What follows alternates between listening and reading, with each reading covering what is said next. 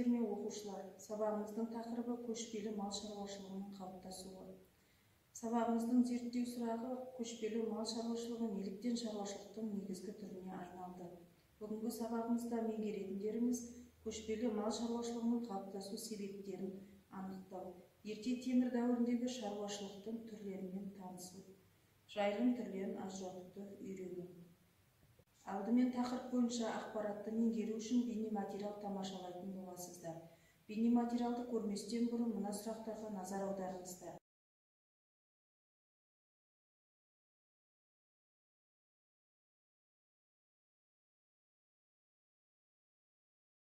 Бейнематериалды көру барысында осы сұрақтарды дәптерлеріңізге жазып отырыңыздар. Өйткені осы сұрақтар негізінде бейнематериал көргеннен кейін тапсырма берілетін болады. Ендеше бейнематериалды тамашалайық. Қазақстанның қай жерінде көшпелі мал шаруашылығы жақсы дамыды? Көшпелілік дегеніміз не? Мал шаруашылығының қандай түрлері болды? Тебіндеу дегеніміз не? Сұрақтарға жауап беруге тырысайық. Қазақстанның қай жерінде көшпелі мал шаруашылығы жақсы дамыды? Көшпелі мал шаруашылығы негізінен батыс және орталық Қазақстанда жақсы дамыды. Оның негізгі шарттарының бірі географиялық ортаның тікелей әсері. Еуразия даласында көшпелі мал шаруашылығының пайда болуының бірнеше себептері бар.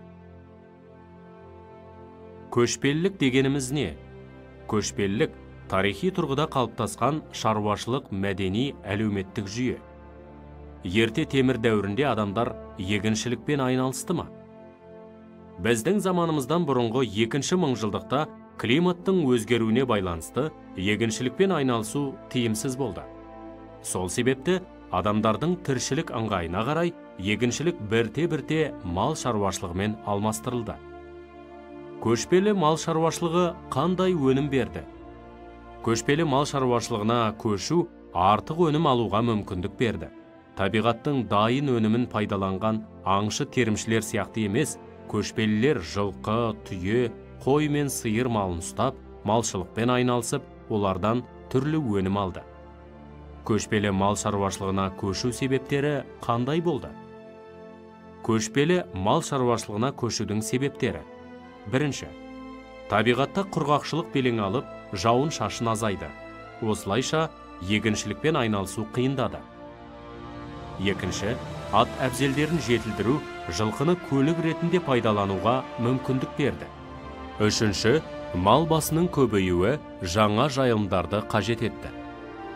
Мал шаруашылығының қандай түрлері болды? Мал шаруашылығының 3 түрі болды: көшпелі, жартылай көшпелі және отырықшы. Мал шаруашылығының бұл түрлері Қазақстанның қай жерінде қалыптасты? Таза көшпелі тұрмыс қалыптасқан аймақ батыс және орталық Қазақстан. Жартылай көшпелі мал шаруашылығы Алтай мен Жетісу сынды таулы аймақтарда дамыды. Отырықшы шаруашылық оңтүстік, яғни Сырдария, Шу, Келес өзендерінің аңғарларында жақсы дамыды. Бұл аймақтағы шаруалар мал шаруашылығымен қатар егіншілікпен де айналысты. Көшпелілер тебіндеп жайылатын малды көбірек өсірген. Тебіндеу дегеніміз не? Тебіндеу деген малды қар басқан қысқы жайылымда бағу. Тебіндегі мал тұяғымен қарды аршып, шөбін жейді. Бұл ежелгі заманнан бар әдіс. Тебіндеп жайылуға жылқы мен қой малы бейім келеді. Жылқы малы ыстық пен суыққа бірдей төзімді. Тебіндеп жайылады. Керек азығын қар астынан тұяғымен аршып жейді. Көшпелілер мал шаруашылығымен айналысып, қыста қыстауға, жазда жайлауға көшіп қонып жүрген.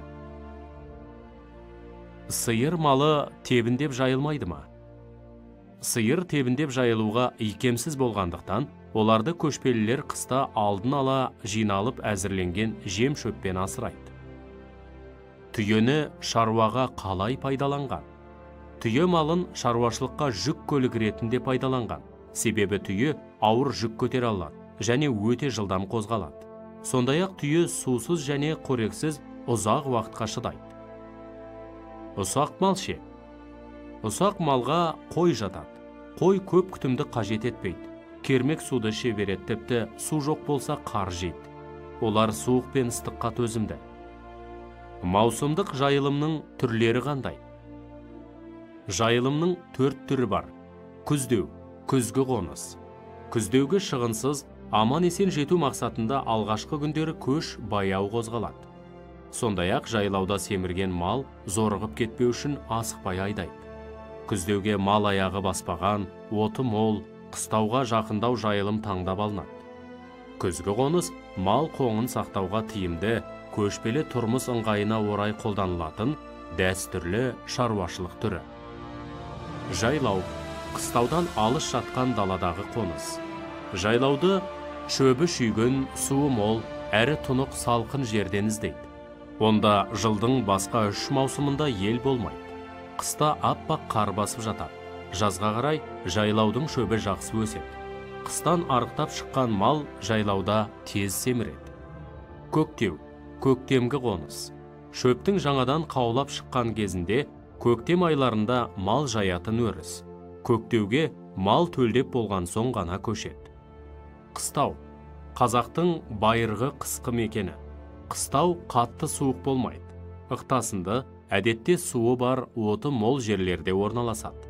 Қыстауда малға арналған жылы қоралар бар. Бейнематериалды көріп болсақ, экрандағы бірінші тапсырмаға назар аударайық.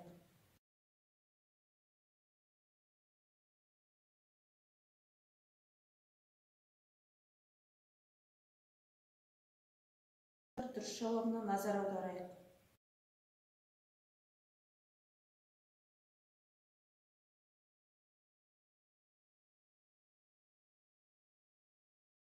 Тапсырма: суреттерге мұқият қара, көшпелілердің жазғы мезгілдеріне қарай қоныс аударатын мекендерін жазып шық.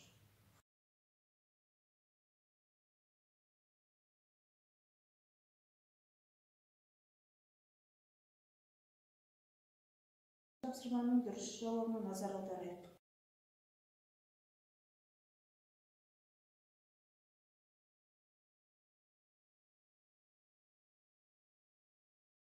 Үшінші тапсырмаға назар аударыңыздар. Тегін, тегіндеу сөзінің анықтамасын тап.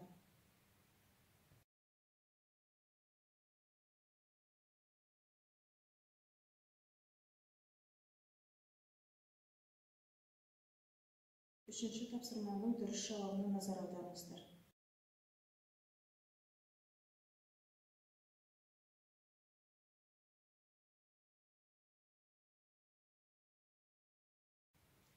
Бүгінгі сабағымызда көшпелі мал шаруашылығы туралы көптеген мағлұмат алдыңыздар деп ойлаймын. Сонымен оқушылар, сабағымыз аяқталды. Сау болыңыздар.